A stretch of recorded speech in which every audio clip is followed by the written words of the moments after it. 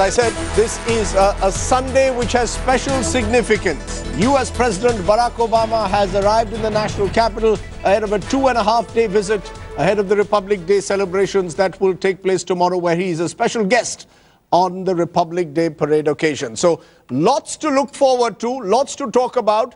Let's just tell you what's happened this Sunday morning first, because the US President arrived in the national capital about an hour ago at around 10 a.m. And as he arrived at the Palam airport, he was greeted by none other than Prime Minister Narendra Modi in a break from protocol. Remember, interestingly, the US President had received a similar welcome when he came last from Prime Minister Manmohan Singh. But as you can see, that there was much at the airport and outside to greet the US President. The two leaders had a warm embrace at the airport. This is some of the external celebrations that you can see outside the airport area, where there is a bit of a drum beating to mark the occasion. We are also being told that there will be similar festivities also through the day today at different spots where President Obama is to visit. Remember, he will also be going to Rajghat and will be going to Hyderabad House as well.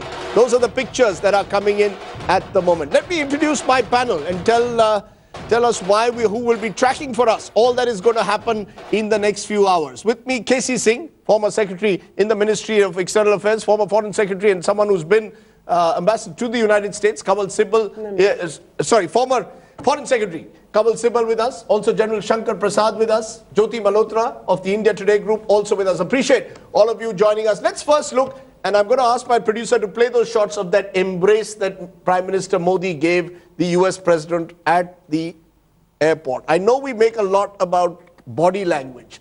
Do you believe, K.C. Singh, that that embrace, in a sense, typifies the manner in which Prime Minister Modi is looking at this visit? He wants to go the extra mile when it comes to the United States. That is obvious, and you could see the same kind of chemistry when the two went to the Martin Luther Memorial in Washington, strolling literally hand in hand past it. So there is some connection there. But then we have to be careful, because chemistry only takes you that far. Chemistry can be a stimulator for the whole thing, but the fundamentals will always dominate. But ultimately, it's a style of leadership. Bush's style of leadership was to push things from the top. We'll see whether President Obama is willing to do it, because as they say, it's no drama Obama. Okay, it's no drama Obama. You know, let's be clear. Yeah.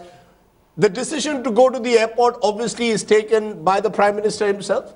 Presumably, this decision is not taken at the level of the Ministry of External Affairs Foreign Secretary. It's his own personal decision. Yes, of course.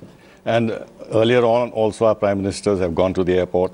The previous prime minister went to the airport when the King of Saudi Arabia came, for instance. And when, I don't know if he went there when Obama came in 2010, but I suppose he did. This is quite normal. And I don't think we should attach too much importance to this. He just wanted to make him a very welcome guest, especially as he's coming as a chief guest at our Republic Day function. And this was an occasion to show extra protocol, make extra protocol gestures to the US President, and he has made them. Now, is that seen, Jyoti, in terms of the MEA? Because there were, yesterday some reporters were suggesting that the MEA was certainly not revealing, or didn't seem too keen on the idea that the Prime Minister needs necessarily to go to the airport to receive the US President. Has a precedent been set? Manmohan Singh went when President Obama came. Now Narendra Modi is doing it. Or do you see in it Narendra Modi's special effort to make that extra, to walk, as I said, the extra mile? The embrace, it wasn't even just a handshake. It was an embrace, typical Modi style, virtually seizing the opportunity. It's probably going to be the photo op in all newspapers tomorrow. Absolutely. I think, Rajdeep, Narendra Modi has made it very, very clear that he wants this very warm relationship with America.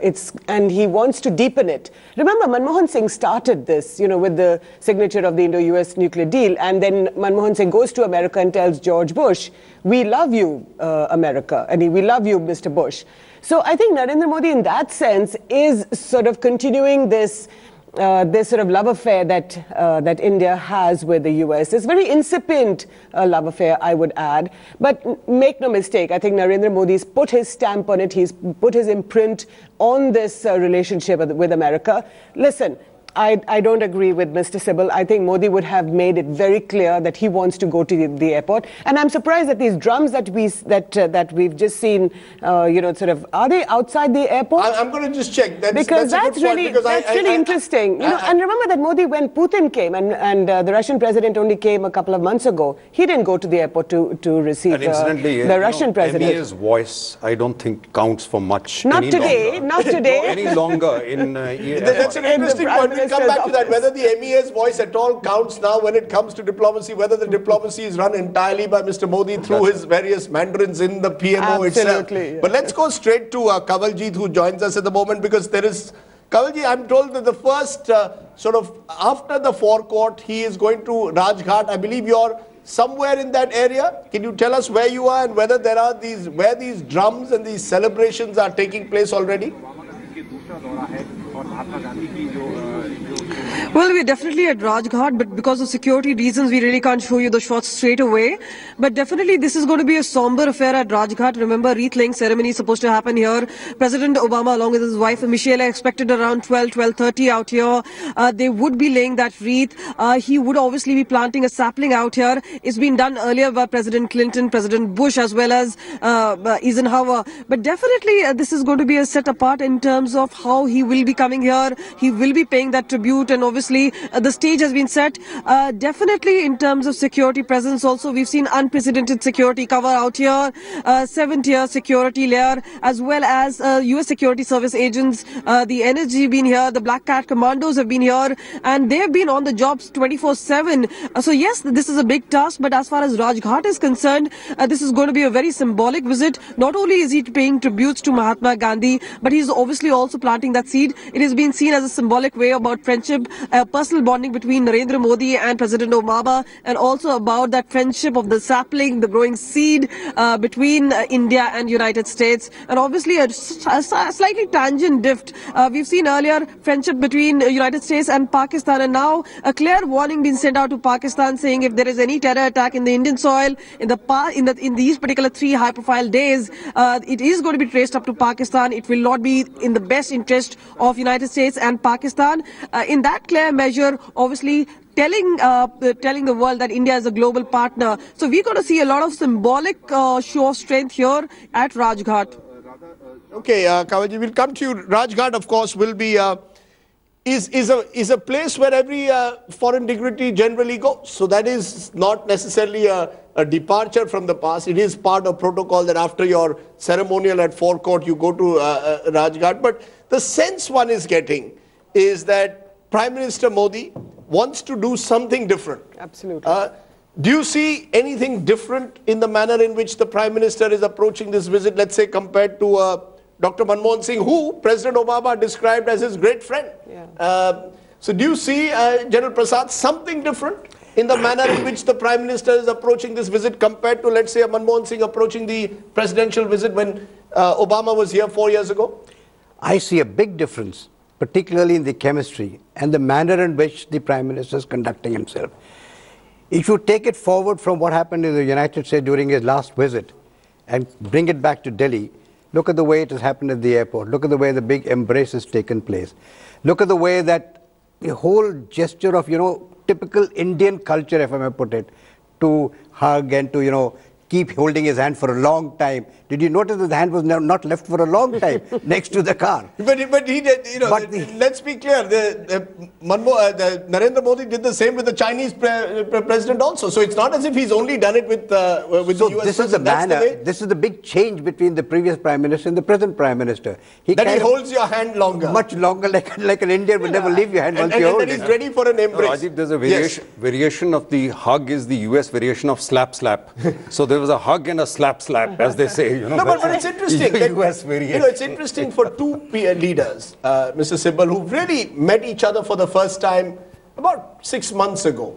But in that period, they've met each other at least on 3 occasions, 3 different occasions at 3 different summits. They've also, of course, met in Washington. They met at the East Asia Summit. Do you get a sense that are we exaggerating this role of this personal chemistry between the two leaders, or do you sense that there is a genuine warmth that is emerging between Prime Minister Modi and President Obama? Genuine warmth, I don't know. But I saw this embrace and it was reciprocated. It's not as if Modi was taking the initiative and the body language of Obama was different. In fact, he reciprocated as warmly. So clearly, a lot of water has flown under the bridge from the time that he was denied a visa for 9 years. And it's clear they have struck some kind of a personal rapport.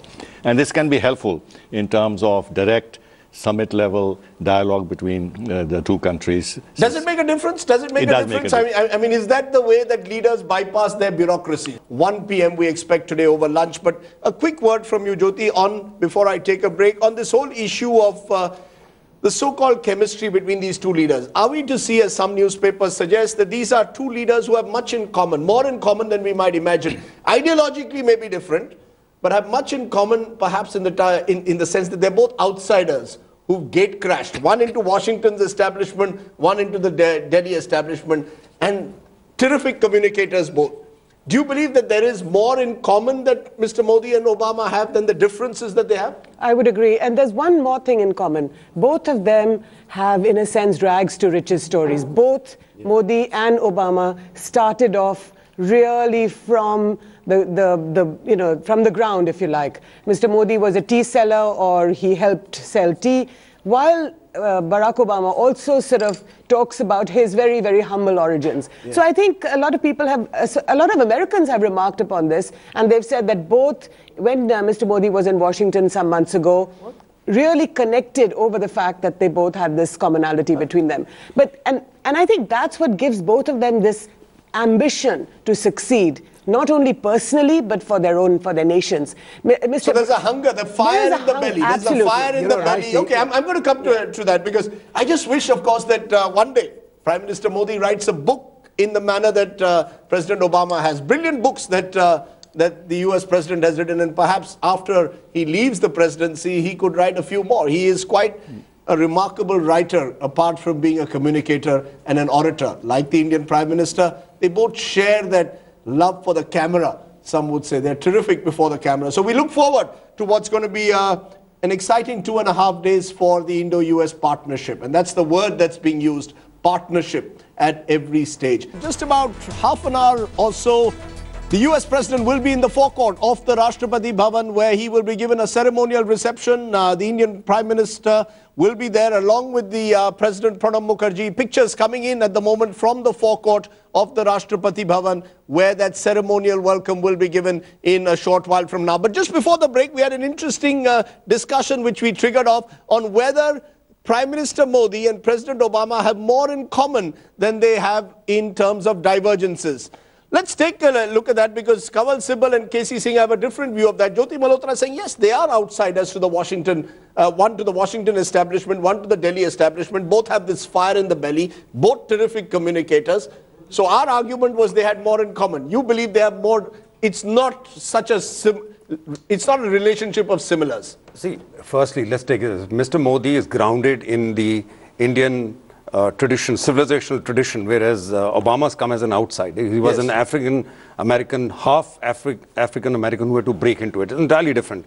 He lived abroad. He lived in Indonesia. He didn't have a deprived childhood. His grandfather was a middle-class grandfather who looked after him, and his mother was a very independent woman. So that way he had a family in terms of mother, and he went to Ivy League. Don't forget, he's had absolutely first-class education provided by the opportunities that the US system provides. He went to Harvard. He went to, he went to the topmost law school in US. So, whereas Mr. Modi is self-made. He was basically working. Obama is also self-made. Obama is also someone who went up through scholarship. True, but the state had provided him opportunities to have formal education of the highest kind that the US could provide. Whereas Mr. Modi is without a formal education in that nature. He's self-taught. Okay, so you're seeing the difference between someone who went to Harvard and Ivy League, someone who's self-taught. Do you believe, therefore, the differences are greater between a pracharak and someone who, at the end of the day, is a great scholar? No, there are differences apart from the ones he's mentioned. Manmohan Singh had a very humble background. Yes. But we would not give that as a reason for some special empathy between Obama and Manmohan Singh. Number two, in the case of Obama, there is the whole issue of racial divide. And the fact that he became Prime Minister said a lot about the change in American society in deep social terms. These factors are not at play when we talk about Modi's elevation to the Prime Ministership. Other than that, I don't think that Modi, I think Obama is as good as Modi as a communicator. I tell you why. Because for a long time, perhaps even now, Obama relies on teleprompters. That's correct. He speaks very well, his voice is very good. But Modi has mastered the art of extempore speeches. Okay, so we are saying the Indian Prime Minister is a better extempore speaker than the US President, who gave a terrific State of the Union address. Yeah, but our Prime Minister gave an equally brilliant speech when it came to Independence Day, which perhaps was one of the finest speeches that an Indian Prime Minister has made from the ramparts of Red Fort. Let's take a break at this point. When we return, we're going to come to a piece of breaking news that we are getting on what we expect to be one of the most substantive parts of the dialogue. The Indo-US civil nuclear deal. We're told a breakthrough is expected in the course of the delegate level talks. More on that when we return.